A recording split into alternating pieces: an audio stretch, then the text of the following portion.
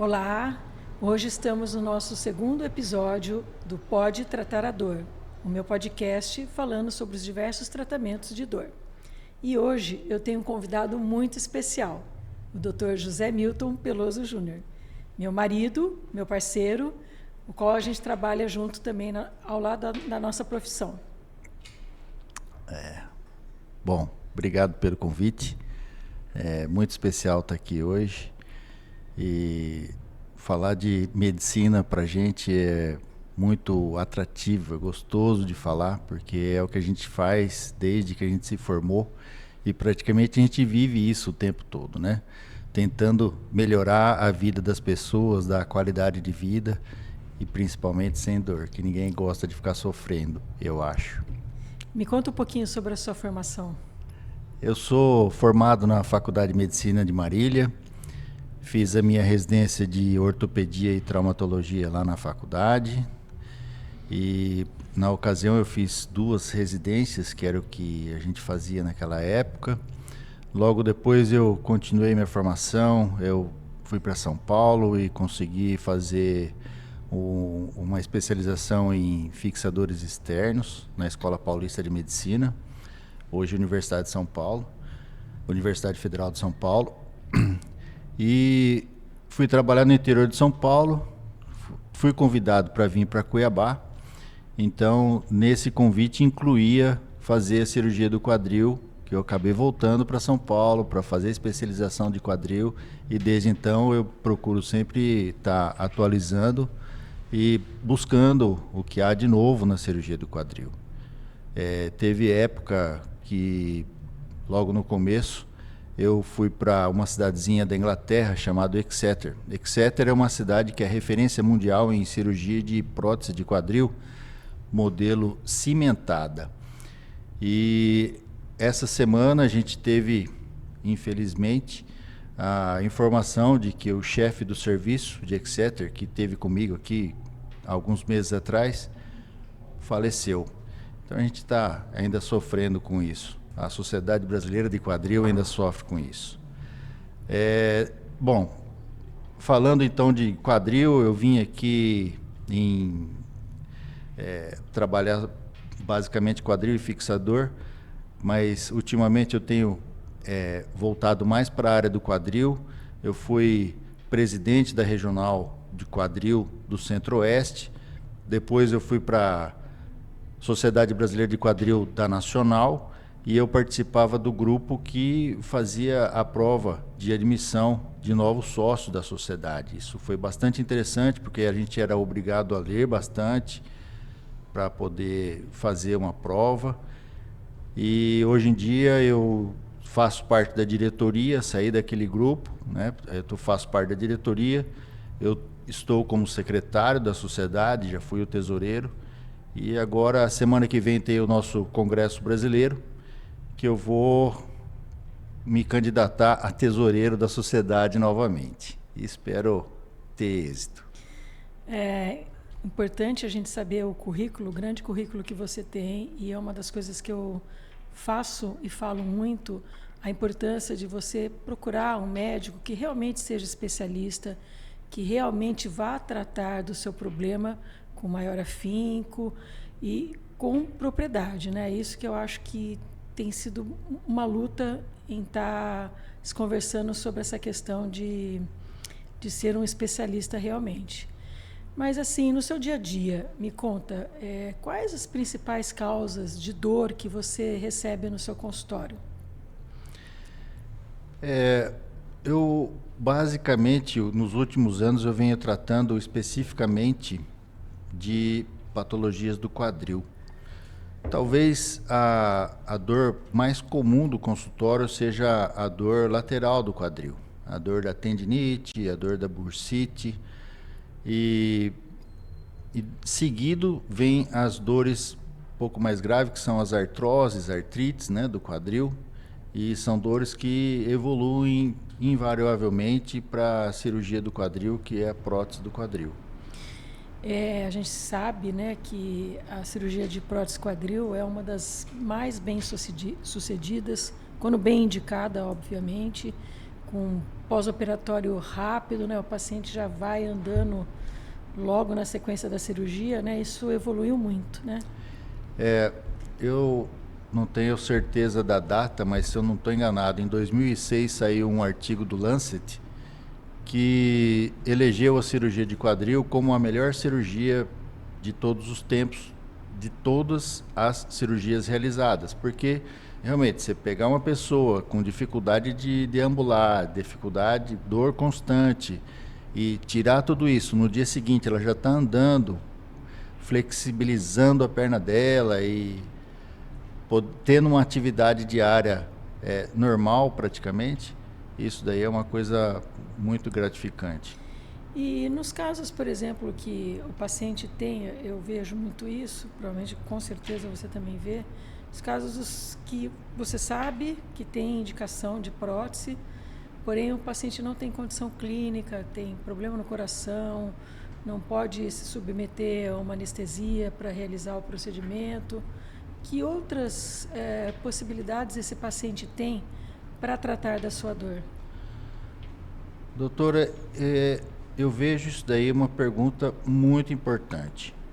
A gente trata de problema do quadril, mas a pessoa não é um quadril, a pessoa é um todo. E para a gente chegar à conclusão de indicar uma cirurgia, não é tão simples. Às vezes a pessoa é nova, mas ela não pode, ela tem uma alergia que impossibilita de fazer a cirurgia, tem que se descompatibilizar daquela alergia, tem que fazer um tratamento antes da cirurgia. Então existem várias situações. Muito comum também, a cirurgia ela é mais comum na pessoa de idade, não que não tenha em pessoas mais jovens, né? A doença artrítica do quadril, pelo que eu acompanho aí, nos últimos artigos, um artigo agora recente de 2023, fala que 8% da população mundial vai ter artrite do quadril, artrite grave do quadril. Então, 8% de 1 trilhão de pessoas, você imagina quantas pessoas não tem por aí andando com essa doença. E você acha, não te cortando, que está levando a ter mais esses problemas? São vários fatores. O indivíduo está vivendo muito mais, né? Isso é verdade. A indicação, os exames têm sido feitos com mais clareza, né? A gente tem feito um diagnóstico mais precoce, a gente tem feito mais diagnóstico. Hoje a gente pode lançar mão de uma radiografia digital muito boa. Antigamente a gente fazia por revelação e às vezes não ficava tão boa. A gente tem, às vezes, na dúvida, a tomografia como auxílio, tem a ressonância. Então, isso daí tem melhorado a qualidade do diagnóstico e também a qualidade da indicação. O tratamento, ele é muito baseado na indicação. Então, não é uma conta de 2 mais 2 igual a 4, né? É uma conta um pouquinho mais complexa do que isso daí. Então, não é treinar a mão para se fazer um diagnóstico. Acho que tem que ser uma coisa assim, treinar a cabeça e treinar a mão para fazer uma boa cirurgia, para a gente ter um bom resultado. E você acha que esse aumento dessas artrites se dá pelo sedentarismo ou, muito pelo contrário, às vezes por impactos, academia, peso, alimentação? O que você julga que é importante para se prevenir até que se chegue aí a uma artrite? A gente poderia classificar a artrite de primária do quadril, aquela que nasce no quadril, e uma artrite de secundária, né? Então, por exemplo, a pessoa sofreu um acidente, fez uma fratura no quadril. Esse tipo de fratura, ela vai levar a uma artrose, né? Bom, é secundária a um acidente, mas vamos colocar assim, uma artrose que nasceu do quadril, ele tem a perda da cartilagem articular e vai evoluindo. O que levou essa perda da cartilagem articular? A forma mecânica. O peso influencia muito nisso, atividade esportiva de impacto influencia também, né? Hoje em dia a gente tem aí academias, né, forçando cada vez mais, tentando chegar no limite. A pessoa chega no limite seu, às vezes passa, e isso daí com o tempo acaba causando essa destruição articular. Destruindo a articular, o organismo vai tentar reagir para conter essa destruição e começa a formar bicos de papagaio, essas coisas que vai prejudicar, né? Vai levar a uma artrose do quadril. Fora isso, tem também essas doenças inflamatórias, reumáticas, né? Tem as osteonecroses, né? Uma doença vascular e está muito mais frequente hoje em dia, depois da pandemia. A gente ainda não relacionou, mas existe um aumento dessa quantidade de necrose do quadril. Para quem não sabe, é uma falta da circulação na cabeça do fêmur, que vai levar a um enfraquecimento. E o próprio peso do corpo acaba deformando a cabeça e vai levar à artrose. Isso aí ficou muito mais frequente, essa condição, depois da pandemia. Entendi. E a gente tem tratado isso daí. Eu sei que é um assunto polêmico agora que eu vou perguntar, mas tenho certeza que quem está assistindo vai ter uma curiosidade sobre isso, sobre o que está muito em moda hoje, os ortobiológicos, PRP, ácido hialurônico. Hoje a gente vê muitos colegas aí vendendo um alívio muito imediato, um alívio muito rápido e oferecendo diversos tipos de ácido hialurônico, e muitas vezes o paciente acha que aquilo lá vai ser a grande salvação para aquela dor, né? Gostaria que você pudesse falar um pouquinho sobre isso, que eu acho que é um tema bem importante, né? A gente foi mudando o assunto e faltou isso daí realmente. E tem gente que procura gente que não pode operar, ou por causa de uma doença, ou por causa de algum compromisso, né? Esse pessoal do agro aí tem muita preocupação com o tempo de colheita, o tempo do plantio, e às vezes tem que se adequar a isso daí. Então, existem terapias alternativas que vão prolongar um pouquinho o tratamento. Existem as infiltrações, as medicações, exercícios direcionados que a gente pode aplicar para tentar levar um pouquinho isso para frente. E nisso a gente pode entrar num campo que são as alternativas de PRP, de corticoide, enfim. O PRP é o plasma enriquecido em plaqueta. Ele tira o próprio sangue, faz uma concentração, pega esse plasma e reaplica na articulação. E isso daí vai causar praticamente um filme que vai diminuir um pouco o atrito. Não vai resolver, não vai regenerar. A cartilagem articular, uma vez lesada, ela vai continuar lesada e vai continuar se degenerando ao longo do tempo. Então, a viscosuplementação tem sido muito utilizada, porém os estudos de nível 1, né, estudos sérios, com evidência científica, eles têm mostrado que a viscosuplementação ainda não chegou no padrão que eles esperavam que fosse chegar, que era bloquear o envelhecimento dessa articulação, que já começou a degeneração. Então seria mesmo mais um paliativo, né? No máximo, um paliativo por um tempo muito curto, né? Às vezes, dependendo do grau da articulação, da degeneração, meses ou no máximo um ano. Ele não tem mais o efeito dele. São procedimentos que a gente, com uma boa indicação, a gente faz em conjunto, e o que é mais importante, né, a gente faz sobre visualização, né? Não dá mais para fazer nenhum procedimento às cegas, como a gente chama, né? A gente faz uso do ultrassom, né? O ultrassom vai mostrar todas as estruturas realmente, os tendões, vai mostrar a articulação, vai mostrar o músculo, e aí com isso se torna muito mais preciso esse procedimento, né? Então, um cuidado que você que está assistindo é exatamente esse: procurar especialistas que fazem guiados por ultrassonografia, né, que o procedimento vai ser realmente muito mais eficaz, né? E é claro, procurar ter bom senso em que momento fazer isso, né? Porque muitas vezes a gente quer tentar dar um prazo, achar que vai melhorar e acaba achando que isso é a solução de todos os problemas. Eu vejo muito no consultório, em qualquer outra patologia, na verdade, o paciente quer uma pílula mágica, né? Mas ele não quer fazer atividade física, ele não quer fazer uma alimentação mais adequada, porque a gente sabe que tem vários alimentos que são inflamatórios. Então, o tratamento ele tem que ser um tratamento completo. Não adianta achar que você vai tomar um remédio ou fazer uma injeção e que com isso você vai resolver todos os seus problemas, né?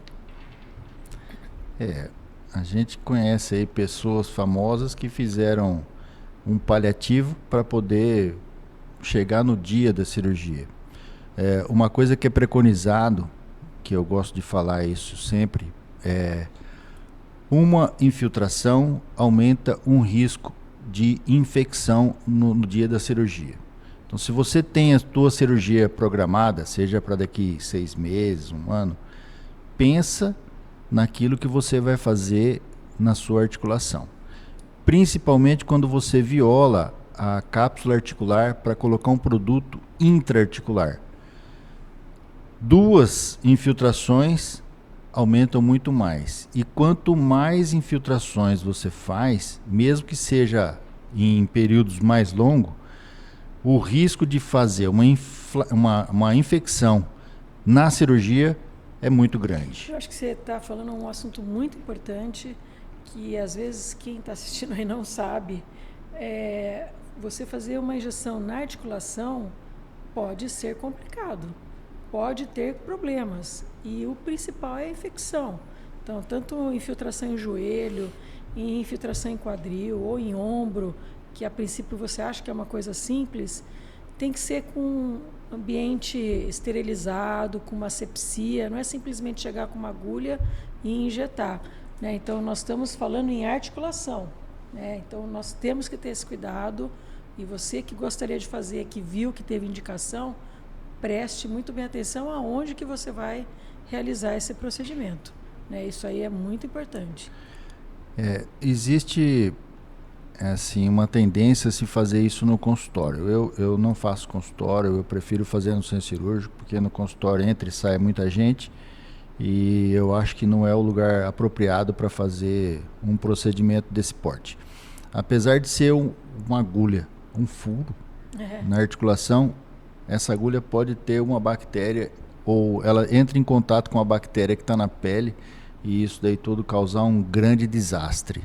Uma articulação infectada para ser tratada, ela custa muito caro para a pessoa, custa muito caro para o governo, a pessoa fica sem trabalhar, ela vai entrar com recurso, enfim, é uma situação muito ruim para todo mundo. Isso é um consenso que nós dois temos em realizar nossos procedimentos em ambiente seguro, no centro cirúrgico. Às vezes o paciente fala, mas eu preciso ir no centro cirúrgico, uma injeção tão simples. Não, é excesso de zelo, exatamente o oposto, né? Excesso de zelo, onde você vai estar num ambiente seguro, com asepsia, né? com a higienização necessária.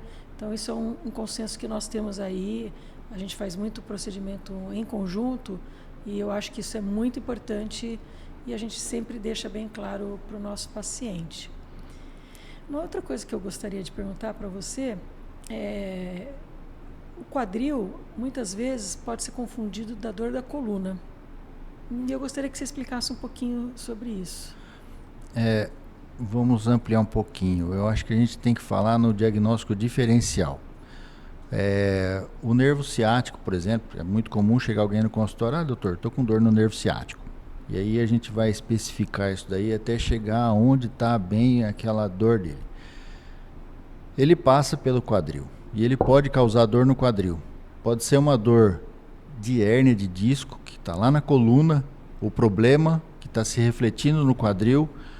Pode ser uma dor lombar de origem visceral, o rim, por exemplo, que ele fica retroperitônio, que a gente fala, né? mais próximo da coluna. Também pode irradiar alguma dor no quadril.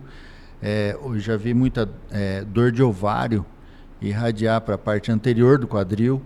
Então, existem outras patologias que causam dor no quadril, né? E a gente tem que estar sempre atento com isso daí. Muitas vezes a gente vai lá, examina, não acha dor, faz exame, não acha dor, e a pessoa com dor. É importante a gente atentar para essas dores que passam pelo quadril. A gente, quando tem muita dúvida, a gente leva para o centro cirúrgico, anestesia o quadril e aí faz a pergunta: a sua dor melhorou? Melhorou. Então é uma dor intra-articular. Se chama bloqueio teste, né? Bloqueio teste. A sua dor não melhorou? Não. Então começa a pesquisar outro lugar, porque pode vir de outro lugar. Às vezes a pessoa está com uma dor e fala: isso aqui não é nada, vai numa farmácia e toma um remédio e continua a vida. E às vezes ele perdeu a chance de fazer o diagnóstico de um problema grave. E quando esse remédio acabar o efeito e ele resolver fazer a consulta, ele perdeu o time do tratamento inicial da doença. Acho que você tocou em dois assuntos muito importantes que me chamaram a atenção. Primeiro, no exame físico, né? Tem muito colega médico que olha por trás da cadeira: você está com dor no quadril? Vamos fazer uma ressonância. Não examinou o paciente, não fez uma anamnese, que são as perguntas, exatamente. A gente tem que fazer essas perguntas para se ter um diagnóstico diferencial, né? Isso é um ponto. E o que eu bato muito na tecla é a questão da automedicação, né? Meu vizinho tomou uma injeção de corticoide, ou eu tomei um beta-30, aí fiquei ótimo. Daí o beta-30 começa a cada 30 dias, depois o beta-30 a cada 20 e depois o beta-30 a cada 15. Sendo que o corticoide é um dos principais fatores de causar necrose da cabeça do fêmur, né? Então, assim, o cuidado em se automedicar, o cuidado de ter realmente uma consulta com um médico especialista, eu acho que é tudo conjunto, né? É verdade. E o tempo, né? Hoje em dia o tempo anda ficando cada vez mais curto para todo mundo. Às vezes a gente se pega aí e quer examinar um pouco mais rápido. Eu acho que é importante a gente ter o dia e o tempo suficiente para chegar no consultório e falar: minha consulta é demorada, mas porque o médico está gastando um tempo para entender o que está acontecendo. Então, exatamente. Tudo isso vem a ver. Uma outra pergunta que eu gostaria de fazer também é em relação ao uso de andador, né? Eu vejo que os pacientes têm muita dificuldade em querer usar um andador, né? Às vezes o paciente acha: não estou tão idoso para usar um andador. Aí tem um andador de bengala, tem um andador com os 4 pezinhos, um andador com os 2 apoios. Aí, assim, explica para quem está assistindo a importância do uso do andador, qual é o melhor andador para cada patologia do quadril. Infelizmente a gente ainda tem o preconceito, né? Assim como tem preconceito de um calçado macio, tipo um tênis. Tem gente que não se vê andando de tênis, também tem o preconceito de usar um andador, uma bengala, enfim. Bom, são várias as formas de se tirar o peso do quadril, né? Peso da articulação do quadril. O andador, o tradicional, com rodinha ou sem rodinha, você divide o peso com as pernas e com os braços. Então, ainda passa muito peso sobre a perna. A muleta, seja ela canadense, aquela que prende no braço, ou aquela que usa axilar, ela tira mais o peso do que o andador. Para quem tem pouca força no braço, é melhor uma muleta axilar, porque divide o peso com o corpo, né? Agora, para quem já tem problema no ombro, essa muleta axilar só vai prejudicar uma dor no ombro. Então você vê que tem várias formas, detalhes, né, da gente, né? E a bengala, ela não tira o peso do corpo. A bengala é mais para manter um equilíbrio. É uma peça a mais para a pessoa se equilibrar no caso de um terreno irregular ou no caso de uma tontura, ele tem aonde se segurar. Ela pode ser perigosa, dependendo, né? ela não protege muita coisa, né? Ela não protege muita coisa. Uma queda, né? Ela é um a mais para a pessoa se direcionar, mas ela não tira peso, ela não tem muito a ver com uma patologia mais grave do quadril. E às vezes o que eu vejo, pega emprestada a bengala do vizinho, o vizinho é mais comprido, você é mais curto, aí você anda com a bengola torta, e só piora o problema. Né? Eu vejo, a minha preocupação maior é na muleta, porque o outro colocou lá na axila o tempo todo, e aí dá uma lavadinha e coloca na sua axila, né? Então, você tinha um problema no quadril, você acaba ganhando um problema na sua axila também, de infecção fúngica. Então, outra situação que eu acho importante, né, que você como ortopedista, às vezes os pacientes perguntam muito sobre colchão. Que tipo de colchão usar, que tipo de travesseiro usar, daí tem travesseiro da NASA, colchão ortopédico, colchão semi-ortopédico. E assim, isso ajuda na dor, porque muitas vezes o paciente fala, um colchão custa R$12 mil, R$15 mil. E assim, isso vale a pena o paciente investir? Ou que tipo de colchão que você acha que é importante, assim? Uma noite bem dormida vale qualquer investimento.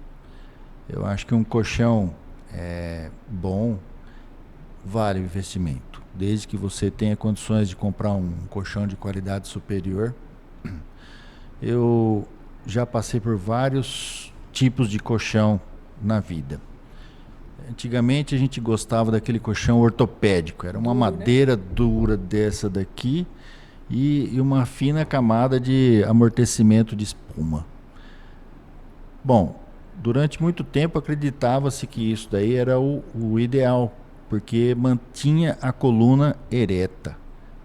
E na verdade não é nada disso. O que a coluna tem são curvas fisiológicas, naturais, né? Você vê a coluna dorsal, ela é um pouco mais abaulada, a coluna lombar ela é um pouco mais funda, isso é o natural, todo mundo tem isso daí. Então, não é a coluna que vai se adaptar ao colchão, e sim o colchão à coluna. Então, se você deitar num colchão de espuma ou no colchão de mola, esse quesito vai ser contemplado. Então, por aí a gente já tira um tipo do colchão, que é o tal do colchão ortopédico. Qual que é melhor, o colchão de mola ou o colchão de espuma? O colchão de mola, ele vence mais rápido a colchão de espuma, porque essa espuma ela vai cedendo ao longo do tempo. Vai pegando o formato do nosso corpo. E aí ela vai formando uma barriga, e aí você acaba dormindo mal e acordando com dor no dia seguinte. Então, sobra o colchão de mola, é o colchão de mola ensacada, porque cada mola do colchão vai fazer pressão numa parte do seu corpo. Aquela parte do seu corpo que é mais pesada, ela vai afundar um pouco mais, aquela parte que é menos pesada, o colchão vai até lá para dar o suporte e a pessoa vai dormir com a sua coluna ereta. Com a coluna melhor, né? Então, nesse sentido, o colchão de mola tem uma vantagem, né? Às vezes você fala aqueles colchões magnéticos e tal. Bom, a energia é uma coisa que vem à parte, mas enfim, o que precisa é manter o corpo de uma forma confortável. A pessoa que sofre de patologia do quadril, principalmente a patologia lateral, a bursite, a tendinite, precisa de um colchão macio realmente. Mas ela dependendo do grau, da intensidade que tiver essa inflamação no quadril, pode deitar num colchão de mola, colchão de espuma, colchão que for. Se ela deitar em cima do processo inflamatório, ela vai ter dor. É como se tivesse alguém cutucando a ferida dela. Uma espinha. Né? Por isso tem que fazer o tratamento o mais rápido possível. Correto. E correto. E outro assunto polêmico que eu vou perguntar para você, a questão dessas massagens, esses massagistas que fazem milagres, né, com as dores. Bom, massagem é uma modalidade já bem definida na ciência médica, principalmente nos orientais, na China. Então é uma coisa que a gente tem que olhar com bons olhos, e do mesmo jeito que a gente olha para a medicina com bons olhos, a gente tem que olhar também para o quiropraxista, né? Então, se ele tiver uma boa formação, se ele tiver uma questão de um bom senso, eu acho que ajuda no tratamento. O que a gente vê é uma pessoa que vem passando de pai para filho, mas não tem uma orientação, vai lá e faz. A gente vê muita brincadeira na internet, que a pessoa pega lá o martelo e começa a bater na coluna. Então, enfim, existem uma ampla gama, né, de gente que faz a quiropraxia com qualidade, assim como tem também as pessoas que não usam essa qualidade. Na coluna talvez seja um pouco mais perigoso. A pessoa tenha lá um disco que se rompeu parcialmente e você faz uma pressão extra naquele ponto, o disco pode se romper e fazer uma hérnia de disco e causar um transtorno. Quadril não é tão grave quanto isso daí. E às vezes a massagem bem feita no ponto correto vai aliviar a dor. É como se fosse um ponto em gatilho que ele vai lá, dispara aquele miofascial e a pessoa se sente bem. Eu tenho alguns amigos que fazem isso daí, que são formados em quiropraxia, e a gente vê que a pessoa volta feliz. Melhor. Volta muito melhor do que foi para lá. Só com a quiropraxia. Então, de novo, a importância de você procurar um profissional habilitado para fazer a qualquer que seja o procedimento que você for indicar, né? E muitas vezes na fase aguda, né? Vamos dizer assim, a fase que está intensa aquela dor, que ele fez algum motivo que disparou aquela dor, nem sempre o medicamento oral é o suficiente para tratar a dor.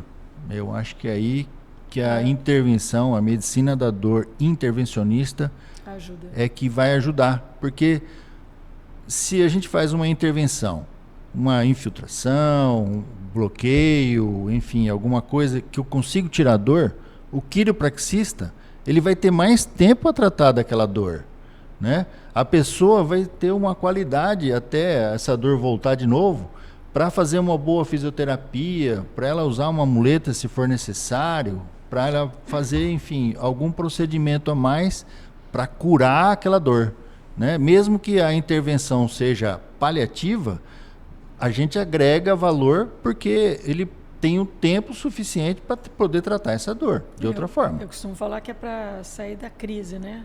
Porque quando o paciente está com muita dor, ele não consegue muitas vezes fazer nem a fisioterapia, né? Nem fazer atividade física. Então, às vezes, o procedimento é importante para que a gente possa tirar dessa crise mais aguda e aí o paciente conseguir fazer o tratamento que está indicado, né? Eu já tive paciente que eu conversei dessa forma, da pessoa esperar passar a crise para depois procurar mais recurso. Porque se ela tiver que sair da casa dela 2, 3 vezes por semana para fazer uma fisioterapia e tá com aquela dor imensa, cada vez que ela sai, ela vai ter uma exacerbação da dor. Eu falei, então você vai lá para se curar da dor e aí você vai lá para levar mais dor para voltar à mesma coisa que estava. Fica de repouso, melhora um pouquinho a sua dor com a medicação, com a infiltração, com seja lá o que for, para depois você conseguir fazer outro recurso. Andar nessa cidade está ótimo, né? Pouco buraco, pouco desvio. O paciente vai na fisioterapia, faz o procedimento da fisioterapia e depois pega uns 3 buracos, já volta toda a dor de novo, né? Então, assim, isso você tem toda a razão. A gente tem que tirar essa crise para ele poder fazer uma reabilitação adequada, né? É isso aí. Em relação aos medicamentos, assim, o que você tem a dizer quando também o paciente usa muito anti-inflamatório? Né? Quais os perigos, né, dessa automedicação, os perigos de estar usando, às vezes, esses anti-inflamatórios camuflados, né? Não, eu só estou tomando um Torcilax. Né? Os pacientes amam o Torcilax, né? Mas não sabem que dentro do Torcilax tem o diclofenaco, né? Que pode ser bem danoso, né? Todo medicamento merece um pouco de respeito. Às vezes eu passo o mesmo medicamento para dezenas, centenas de pessoas. e chega uma pessoa e fala para mim, doutor, eu não posso tomar esse remédio. Se eu tomar esse remédio, eu começo a ter falta de ar, o meu corpo começa a pipocar e eu passo mal. Ou então, se eu tomar esse remédio à noite, no dia seguinte eu não consigo nem trabalhar de tanto sono. Então, não é uma receita de bolo. O que serve para um serve para todo mundo. A gente tem alguma coisa já muito esclarecida, né? Então, por exemplo, pessoas de idade, vamos dizer assim, não vou falar terceira idade, né? Mas as pessoas que já estão chegando na terceira idade, eu evito de passar um anti-inflamatório. Porque o uso crônico do anti-inflamatório, ele faz uma agressão renal muito grande. E com o tempo, o rim também vai se aposentando, né? E aí essa agressão renal pode causar um transtorno muito maior. Deixa eu só fazer um parênteses. Eu recebo muitos pacientes do especialista do rim, do nefrologista, né? Uhum. Muitas vezes porque esses pacientes aí tiveram uma alteração renal importantíssima por conta do anti-inflamatório. Né? Então... Aí eu descobri a tal do anti-inflamatório natural, aí, a cúrcuma. Tá na moda, todo mundo usando. Até que o nefrologista me alertou, falou, olha, ele é tão anti-inflamatório quanto o anti-inflamatório não esteroide, que são esses anti-inflamatórios conhecidos da vida da gente. Então, não tem muito o que fazer. Eu procuro dentro do meu arsenal aquilo que o doente suporta e que tenha uma analgesia boa, porque eu acho que a analgesia é tudo, muito mais do que a inflamação. O teu organismo, ele é o responsável por tirar aquela inflamação. A gente pode até ajudar ele de uma outra forma, não precisa necessariamente tomar um anti-inflamatório, né?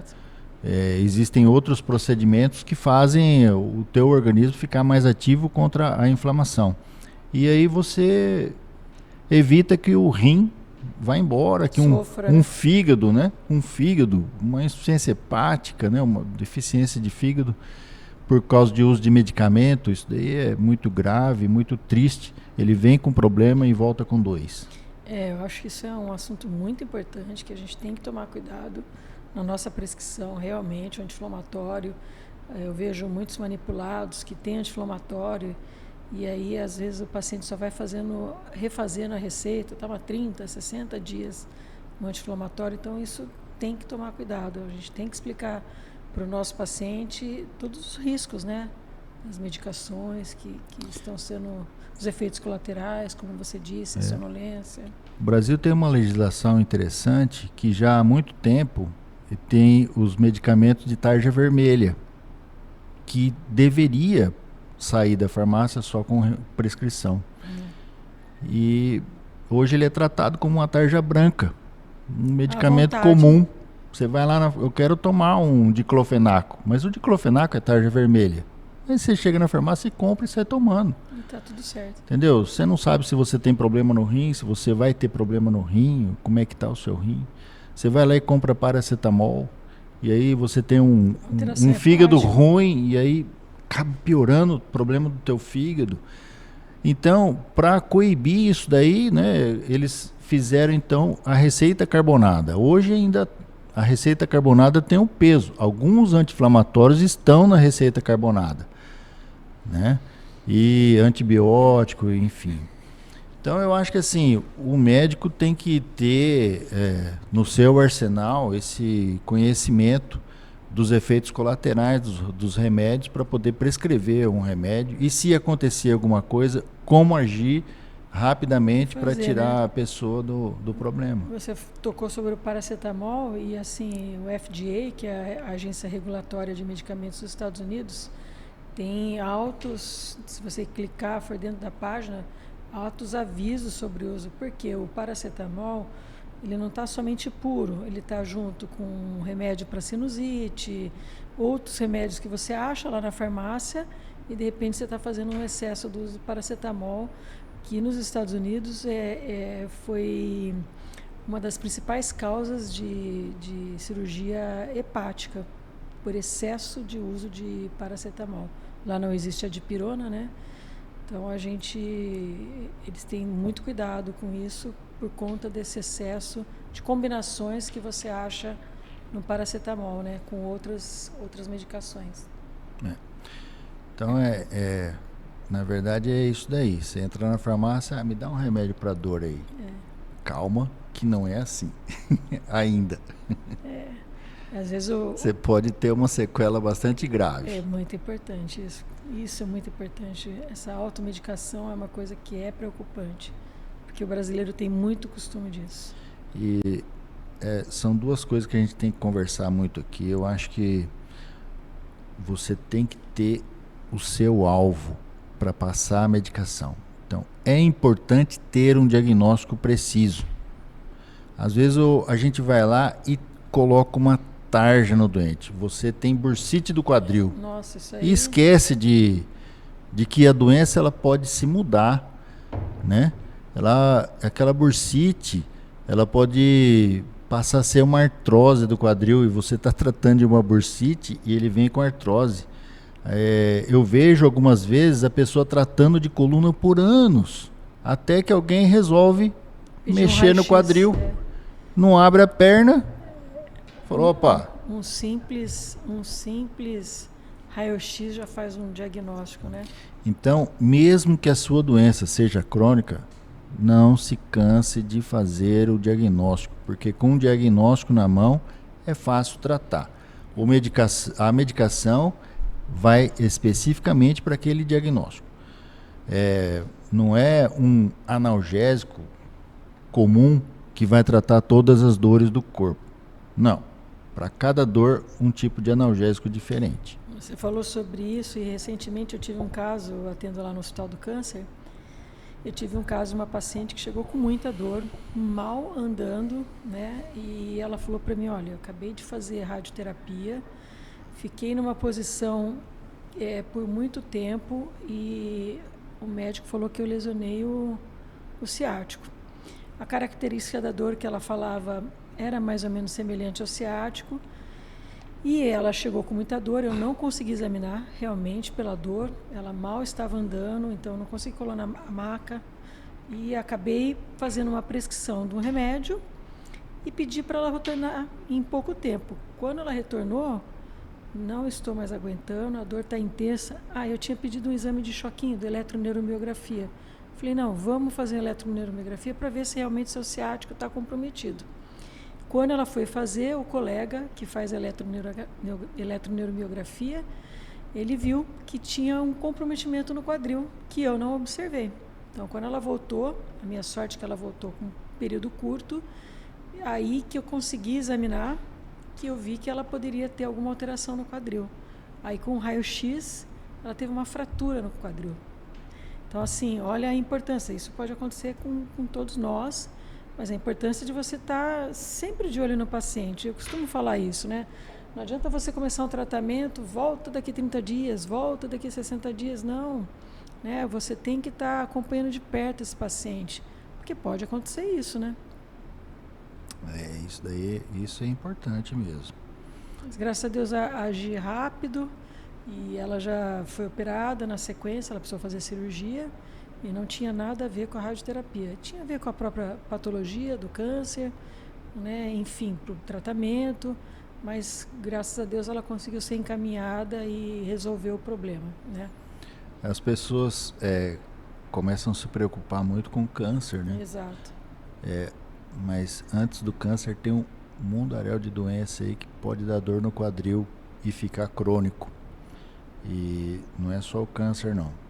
Mas outro dia chegou uma pessoa com uma dor no quadril insuportável, e pediu um exame que veio negativo. Eu não acreditei no exame.